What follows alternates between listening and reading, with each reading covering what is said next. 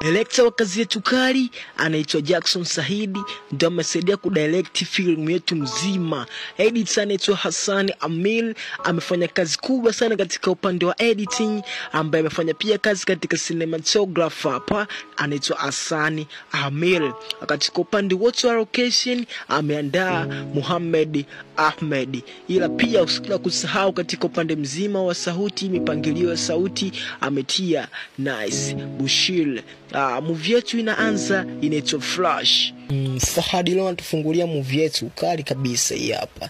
Inakwenda kwa jina la Flash. Tunapata kumuona akitembea, na pia ni kijana fulani mstaharabu na ni wakishua pia. Kwa kuna hela nyingi nini. Leo anapata kuona kitu barabarani anatahamaki, wote hatujui ameona kitu gani.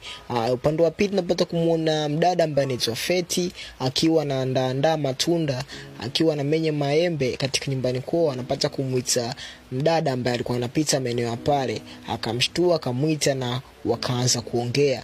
Waliongea mengi sana, ila katika mazungumzo yao tulipata kugundua kuwa Feti anamtuhumu huyu mdada kuwa anatembea na mtu wake. Hivyo atamwambia kuwa nilipata kuwaona mlikuwa katika mazungumzo wewe na mtu wangu. Je, unaweza kuniambia kuna agenda gani? Lakini yule mdada alikuwa anazunguka mara kwa mara. Hivyo Feti atatuonyesha nini ambacho kilitokea ile siku kwa mbali ya Ufumania. Yule mdada anajichekesha na kusema kwamba hamna, sisi tulikuwa tunaongea tu maongezi ya kawaida. Aliniita, mimi siweza kukataa kabisa. Kwao nikaenda kumsikiliza. Lakini tunagundua kuwa huyu mdada anamficha siri kubwa sana Feti. Yaani ile siku ambayo alikutana wale Niki, mazungumzo yao yalikuwa yanahusu hivi.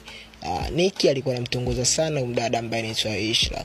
Aliongea mengi sana na Niki akamwambia kuwa anahitaji kuwa naye katika mahusiano, lakini Ishla anaficha, na tugundue kwa sababu gani anaficha. Wakati huo katika maongezi yao yanaendelea, mtu ambaye anamzungumzia anafika, yani Niki. Upande wa pili tunapata kumuona Fahadi juu ya kile kitu ambacho alichokiona hapo mwanzo. Je, nini ambacho alikiona? Tunapata kuonyeshwa kwamba alimuona msichana mkali, msichana mzuri ambaye anaitwa Naifat akiwa anatembea barabarani. Hivyo akamsogelea na akaanza kumwambia maneno kama ifuatavyo. Ngoja niweke mic pembeni ushuhudie mwenyewe nini ambacho kilitokea kati ya Fahadi na Naifat. Kwanza mambo malaika. Kwa mazalia. Unaitwa dada malaika? Nashwa. Oh, Nashwa. Kwa hiyo siki ni malaika Nashwa. Okay. Wakati Fahadi anaendelea na maongezi na binti ambaye kumuita Nashwa, anapata kuingia mvulana mmoja hivi na atasogea maeneo na atamshika binti sehemu za kiuno.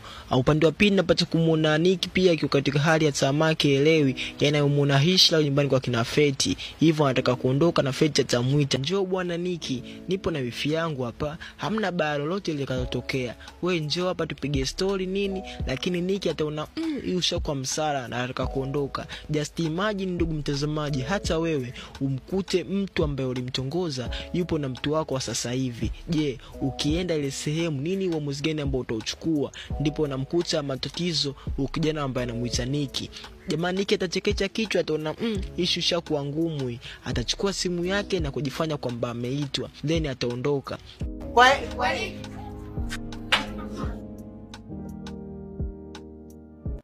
Tukirudi kwa ndugu Nasra, maswali ni mengi mno, hivyo anashindwa kujibu. Anaulizwa kwamba huyu ndio kana hapa ni nani. Boy ataona bwata mtetea ni pale Fahadi atasema kuwa hamna, nilikaa naye tu, nilikuwa najaribu kulichoa tabasamu lake. Binti atasema kwamba alijaribu bwana, lakini usiwaze mpenzi.